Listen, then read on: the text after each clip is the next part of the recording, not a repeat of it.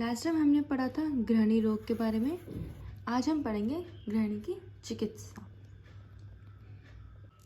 तो गृहिणी का चिकित्सा सिद्धांत है लीनम पक्वाशयस्थम वाप्यामं श्रावम सदीपनः शरीर अनुगते सामे रसे लंघन पाचनम। इसका मीनिंग क्या है कि पक्वाशयस्थम वाप्यामम आम, ठीक है। आम क्या होता है? अपक्व अन्न होता है। अपक्व अन्न से आम बनता है, ठीक। तो इसको हम और क्या कह सकते हैं? Undigested toxic waste, undigested toxins या टॉक्सिक वेस्ट, जो डाइजेस्ट नहीं हुए हैं वो टॉक्सिन्स जो बॉडी में है उसे हम आम समझ सकते हैं। ये आम बनता किससे है? अपक्व अन्न से, अर्थात कि अगर खाना अच्छे से डाइजेस्ट नहीं होता उससे बनता है। तो ये आम है, जो आम अगर पक्वाशय में है, पक्वाशय मतलब लार्ज इंटेस्टाइन से हम ले सकते हैं। लीनम मतलब रहना। अगर पक्वाशय में आम है तो क्या करेंगे? श्रावम सदीपने। श्रावम मतलब विरेचन से लेते हैं, यहाँ पे विरेचन कराएंगे उसका और दीपन चिकित्सा करेंगे, क्योंकि अपक्व अन्न से बन रहा है तो दीपन की कमी है, अग्नि की कमी है, अग्नि मान है तभी खाना पच नहीं रहा है, इसी वजह से आम बन रहा है। तो सबसे पहले अग्नि दीपन करते हैं। तो जब सिर्फ पक्वाशय में है अगर आम, तो हम विरेचन करेंगे और दीपन चिकित्सा करेंगे। बट अगर पूरे शरीर में है, शरीर अनुगते सामे स आमे, ये दो वर्ड है, स आमे रसे, आम रस बोलते हैं उसे, ठीक है। जब हम आहार रस किसे बोलते हैं? हम जब हम खाना खाते हैं वो प्रॉपर डाइजेस्ट हो जाता है तो उसके बाद जो बनता है वो आहार रस होता है। बट अगर खाना अच्छे से डाइजेस्ट नहीं हो पा रहा तब जो रस बनेगा वो साम रस है, ठीक है। तो जब वो शरीर पूरे शरीर में साम हो तो क्या करते हैं? उसका लंघन पाचन करते हैं उसके चिकित्सा में। जब सिर्फ पक्वाशय में है तो श्रावम सदीपने और शरीर अनुगते तो लंघन पाचन। ये श्लोक लर्न कर लीजिएगा, तो बहुत इंपॉर्टेंट श्लोक है ये, अच्छा रहेगा आपको। अगर जैसे आप यूजी में एग्जाम देना है उसमें भी काम आएगा, आगे भी काम आता है। तो जैसे इंटरव्यू में, स्पेशली इंटरव्यू में, वाइवा में कोई आपसे पूछ रहा है कि गृहिणी की चिकित्सा बताओ, तो सबसे पहले आपको ये श्लोक ही बताना है, इसी पे एग्जामिनर इम्प्रेस हो जाता है। अब हम सब टाइप्स की चिकित्सा देखेंगे। पहले हमने सिद्धांत देख लिया, अब है वातज गृहिणी की चिकित्सा।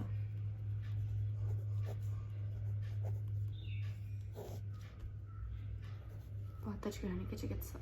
अब वातज गृहिणी की चिकित्सा क्या होता है? सबसे पहले दीपन सर्पी। दीपन मतलब अग्नि दीपन, सर्पी मतलब घृत, ठीक है। तो जो अग्नि को दीप्त करे वो घृत देंगे। फिर दशमूलाद्य घृत, त्रिउष्णाद्य घृत, पंचमूलाद्य घृत, चित्रकाद्य गुट्टिका। ये आपको लर्न करना है कि वातज गृहिणी की चिकित्सा में ये सब इंक्लूड होंगे। अब जो आपको देखने वाली चीज़ है वो है कि चित्रकाद्य गुट्टिका में क्या कहा गया है कि इसमें भावना किसे देते हैं? जैसे कुछ कुछ चीज़ों का आपको याद रखना है, ये कॉम्पिटिटिव एग्जाम्स में जैसे पूछा जा सकता है ना।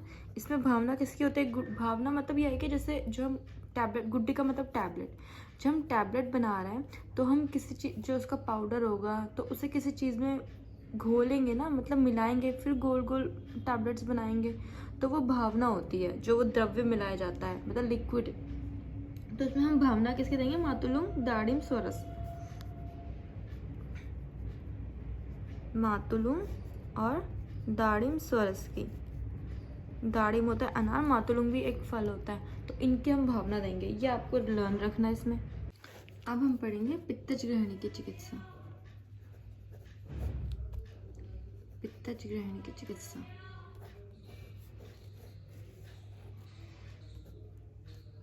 पित्तज गृहिणी में आता है चंदनाद्य घृत, नागराद्य घृत, भूनिम्बाद्य चूर्ण, किराताद्य चूर्ण। अब ये देखेंगे जैसे पित्तज में जो आ रहा है वो ठंडे ठंडे आ रहा है, चंदन से, चंदन, नागर, भूनिम, है ना। नागर तो अग्नि दीपन करता है प्लस पाचन भी करता है, गृहिणी है तो पाचन तो होगा, बट चंदन जैसे चंदन है, भूनिम है। और वातज में जो आ रहे थे वो वात शामक, दशमूल, त्रिउष्ण, दीपन सर्पी, तो याद ही रहेगा। पंचमूलाद्य घृत है ना, ऐसे आप ये लर्न रख सकते हैं। 3 4 4 है ये यूजी के पर्पज से। जब आपको क्वेश्चन आता है लॉन्ग क्वेश्चन कि गृहिणी ये एक्सप्लेन करते हुए, गृहिणी रोग एक्सप्लेन करते हुए गृहिणी की चिकित्सा लिखिए, तब आपको ये सब लिखना पड़ेगा, है ना। तो इसलिए कुछ कुछ चीज़ें याद करिए तो अच्छी बात रहेगी। इसमें नागराद्य चूर्ण का अनुपान आप याद रख लीजिएगा। इसमें है सशौद्र तंडुल, सशौत्र तंडुल मतलब कि जो तंडुल का पानी होता है, मतलब चावल का पानी जो होता है, सशौत्र तंडुल। सशौत्र तंडुल का अर्थ ये है कि इस चूर्ण को हम शहद, शौद्र मतलब होता है शहद, ठीक है, हनी, शहद के साथ चाटेंगे। जैसे हम सीतोपलादी चूर्ण शहद के साथ खाता है, शहद के साथ खाएंगे इसको। उसके बाद तंडुल मतलब चावल का पानी पीना है ऊपर से, अनुपान, ठीक है, शहद के साथ इस चूर्ण को खाना, उसके बाद चावल का पानी पीना है। ये आपको याद रखना, कॉम्पिटिटिव एग्जाम्स के लिए भी ये इंपॉर्टेंट है। सेम अनुपान पुष्पाणु चूर्ण का भी होता है। अगर किसी ने क्लिनिकल क्लास अटेंड करी है ना गायनी की, तो उसमें देखा होगा आपने, टीचर्स लिखते हैं पुष्पाणु चूर्ण, उसमें भी यही होता है, यही अनुपान है। वो भी बहुत इंपॉर्टेंट है, जब आगे पढ़ेंगे तो हम आपको बताएंगे उसे भी। अब आता है कफज ग्रहणी चिकित्सा। कफज ग्रहणी की चिकित्सा, कफज ग्रहणी में होते हैं मधुकासव, कफज ग्रहणी में मधुकासव, पिंडासव, मध्वरिष्ठ, पिपल्यादि चूर्ण, क्षारघृत, क्षार गुटिका। अब जैसे मधुक है, मधु कफज में यूज होता है, महुआ जिसे और बोलता है। पिंडासव, पिंड तेल किस में यूज होता है, वात रक्त में, है ना। मध्वरिष्ठ, पिपल्यादि चूर्ण, क्षार। अब क्षार जहाँ भी आ रहा है, क्षार क्या करता है, काटता है, तो कफ के लिए क्षार आता है, जहाँ कफ है तो उसके लिए क्षार आता है। तो ऐसे आप लर्न रख सकते हैं। अब त्रिदोषज ग्रहणी की चिकित्सा, त्रिदोषज ग्रहणी में क्या करेंगे, वात पित्त कफ के ही यूज करते हैं, ठीक है। ये तो मैंने आपको योग बता दिए। वात पित्त कफ के उसमें देखते हैं कि कौन सा डोमिनेट है, उसके अकॉर्डिंग यूज करते हैं। अब हम योग बता दिए हमने। अब हम पढ़ेंगे सब टाइप्स का चिकित्सा सिद्धांत जैसा होता है, जैसे कुछ, अब इसकी कुछ स्पेशल चिकित्सा है, जैसे अवस्थी की चिकित्सा। ये आपको लर्न रखना है, बहुत ज़्यादा इंपॉर्टेंट है, ये योग से भी ज़्यादा इंपॉर्टेंट है कॉम्पिटिटिव एग्जाम्स के लिए। जो ये पार्ट आ रहा है ये बहुत ज़्यादा इंपॉर्टेंट है, ठीक है। अवत्स्य की चिकित्सा, अवत्स्य की चिकित्सा किस में कही गई है, कफज ग्रहणी में कही गई है अवत्स्य की चिकित्सा, ठीक है। और इसमें भी कौन सी चिकित्सा कही गई है, स्टीवन चिकित्सा, ये बहुत इंपॉर्टेंट है। जैसे अवस्था की चिकित्सा मतलब कुछ स्टेज की, कोई पर्टिकुलर स्टेज की जो चिकित्सा है, कफज ग्रहणी में कही गई है। और स्टीवन कहा गया, स्टीवन मतलब, स्टीवन वर्ड मतलब स्पिटिंग, कि थूकना, है ना, बार बार थूकना। तो इसमें होता है कि तिक्त दीपन द्रव्य खिला के उसे बार बार थूकने के लिए कहा जाता है पेशेंट को। आपको ये याद रखना, बहुत इंपॉर्टेंट टर्म्स है। अवस्था की चिकित्सा किस में कही गई है, और अवस्था की चिकित्सा में क्या है, स्टीवन चिकित्सा, दोनों में से कुछ भी आ सकता है वर्ड। अवस्थी की चिकित्सा, स्टीवन चिकित्सा कही गई कफज ग्रहण में, बहुत ज़्यादा इंपॉर्टेंट। अब दूसरा पॉइंट आता है पंचकर्माणी, जैसे त्रिदोषज चिकित्सा, ठीक है। त्रिदोषज ग्रहणी की चिकित्सा में क्या कहा गया है, पंचकर्माणी मतलब पंचकर्म, पंचकर्म कहा गया त्रिदोषज ग्रहणी की चिकित्सा में। जो ऊपर मैंने बताया था सब योग बताया था, इसलिए उसमें ये सब इंक्लूड नहीं किया है। त्रिदोषज ग्रहणी की चिकित्सा में पंचकर्म वर्ड है। पंचकर्म वर्ड कहाँ कहाँ आया है, बृहत्रयी में, ये बहुत ज़्यादा इंपॉर्टेंट होता है। तो ये वर्ड आया त्रिदोषज ग्रहणी की चिकित्सा में, ये आपको याद रखना बहुत इंपॉर्टेंट है, ठीक है। पंचकर्म हो गया और स्टीवन चिकित्सा हो गई, प्लस एक और वर्ड आता है व्यत्यास चिकित्सा। व्यत्यास चिकित्सा ये भी कही गई है त्रिदोषज ग्रहण में। व्यत्यास मतलब ये इसके बाद ये इसके बाद ये, जैसे लाइन से, जैसे इसमें क्या होता है, तीनों दोष कुपित होते हैं, वात पित्त कफ, तो पहले वात की करो, फिर पित्त की करो, फिर कफ की करो, ऐसे लाइन से चिकित्सा करता है, तो इससे व्यत्यास चिकित्सा कहते हैं। जैसे फॉर एग्जाम्पल, जैसे हम किसी की चिकित्सा में शीत उष्ण दोनों चाहिए, तो अब पहले हम शीत चिकित्सा करेंगे, फिर उष्ण चिकित्सा करेंगे, फिर शीत फिर उष्ण, तो इससे भी हम व्यत्यास चिकित्सा का एग्जाम्पल बोलेंगे। वैसे ही व्यत्यास चिकित्सा करते हैं त्रिदोषज ग्रहणी में, बहुत ज़्यादा इंपॉर्टेंट पॉइंट है, बहुत। ये जो योग है ना, वो तो यूजी पर्पज से है, प्लस कॉम्पिटिटिव एग्जाम में बहुत रेयर पूछा जाता है, बट जो ये पॉइंट है ना, ये वाला पॉइंट चिकित्सा में, ये वाला पॉइंट बहुत ज़्यादा इंपॉर्टेंट है। इसी से क्वेश्चंस मिलेंगे पीजी के एग्जाम्स में भी, एमओ के एग्जाम्स में भी, कि व्यत्यास चिकित्सा कहाँ बताई गई, पंचकर्म कहाँ बताया गया, स्टीवन चिकित्सा कहाँ है, अवस्था की चिकित्सा कहाँ है, ठीक है। तो ये बहुत ज़्यादा इंपॉर्टेंट पॉइंट है, इसे आपको याद रखना ही है। अब कुछ चीज़ें इसमें बताई गई है, जैसे घृत प्रयोग, ठीक है, घृत का बताया गया है, घृत को इन्होंने श्रेष्ठ अग्निदीपक बताया है। अब जो ये पॉइंट आ रहा है ना आगे, ये ज़्यादा इंपॉर्टेंट है कॉम्पिटिटिव एग्जाम के पर्पस, ठीक है। जैसे क्या यूज हुआ है टर्म, देखो डैश, आप खुद सोचना इसमें क्या होगा, डैश परम विद्यात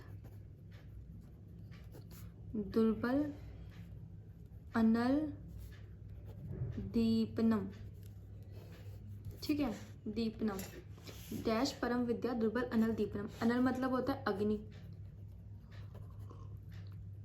दुर्बल अग्नि का दीपन करने के लिए इसको परम बोला गया। जैसे परम होता है ना, जैसे होता है कि जैसे हम क्या बताएं, फॉर एग्जांपल उष्ण, उष्णतर, उष्णतम, जहाँ तम लग जाता है ना तो वो मैक्सिमम होता है कि ये सबसे हाई रेंज का है। जैसे कुछ नहीं है, फिर तर है, फिर तम है, तर तम, तर से ऊपर का लेवल होता है तम, है ना, म अगर लगता है तो वैसे यहाँ पे परम है, परम, ठीक है। पर और परम, परम मतलब बहुत अच्छा, इसका मतलब क्या है, परम लग गया, म लग गया तो बहुत अच्छा अग्निदीपन है। क्या है आएगा इसमें बताओ। अब जैसे कुछ लोग इसमें लगाते हैं चित्र का, है ना, कोई कुछ लगा लेगा, कोई कुछ लगा लेगा, चित्रकवटी, कोई बहुत सारे बच्चे बहुत सारी चीजें लगा लेंगे, बट इसमें आएगा क्या, स्नेहमेव, स्नेहम एव, ये टूटेगा, स्नेह वर्ड आया है, मतलब यहाँ पे स्नेह के लिए यूज हुआ है, बहुत ज्यादा इंपॉर्टेंट है, बहुत ज्यादा इंपॉर्टेंट। स्नेह में भी ये किसके रेफरेंस में है, घृत के, ठीक है। तो अगर एमसीक्यूज में अगर आपको घृत भी दिया होगा, स्नेह भी दिया होगा, तो आपको स्नेह लगाना है, क्योंकि श्लोक में स्नेह वर्ड है, बट जब एक्सप्लेन किया है चरक संहिता में तो इसे घृत का कहा गया है, कि घृत के लिए कहा गया है कि घृत परम दुर्बल अग्नि दीपनम है, ठीक है। बट क्योंकि श्लोक में स्नेह वर्ड है, आपको स्नेह वर्ड ही याद रखना है। अगर स्नेह नहीं होगा तब आप घृत में लगाओगे, बट अगर स्नेह घृत दोनों होंगे तो आप स्नेह में मार्क करोगे। अब आ जाता है तक्र, गृहिणी में तक्र, तक्र भी कहा गया है इसमें, बहुत इंपॉर्टेंट। तक्र मतलब मट्ठा, छाछ जो होती है ना, जब भी पेट की कोई दिक्कत हो रही है तो छाछ पीनी चाहिए, बहुत हेल्दी होती है पेट के लिए। तो तक्र के लिए क्या कहा गया है इसमें, तक्रम तु गृहिणी दोषे,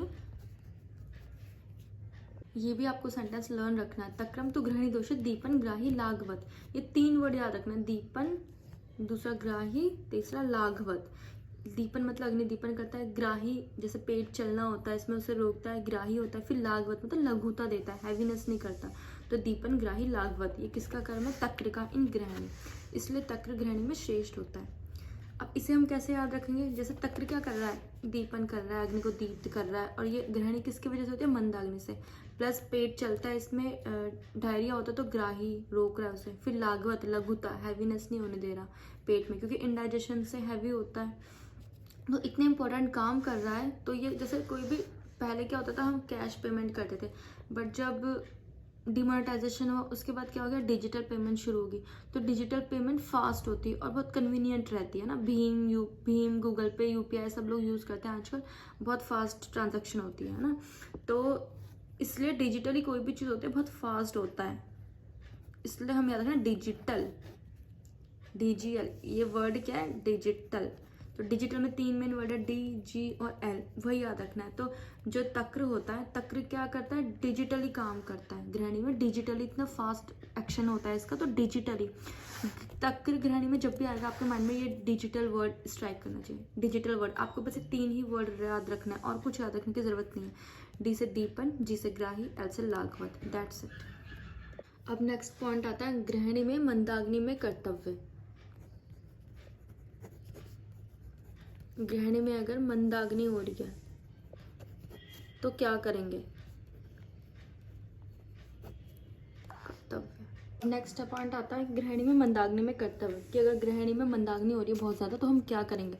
देखो गृहिणी होती मंदाग्नि की वजह से है, बट जैसे गृहिणी हो रही है कभी तो पेट सही भी रहता है ना, अतिशिष्टम अतिशिष्टम विबद्धम है ना, अतिशिष्टम विबद्धम है, तो उस दौरान अगर मंदाग्नि हो रही है कभी तो खाना नॉर्मल डाइजेस्ट भी होता है, बट कभी वेग आते हैं उसके तो नहीं होता है। तो जब मंदाग्नि है आपको ये याद रखना, गृहिणी में मंदाग्नि में क्या करेंगे, ये एक हेडिंग आपको रखनी है।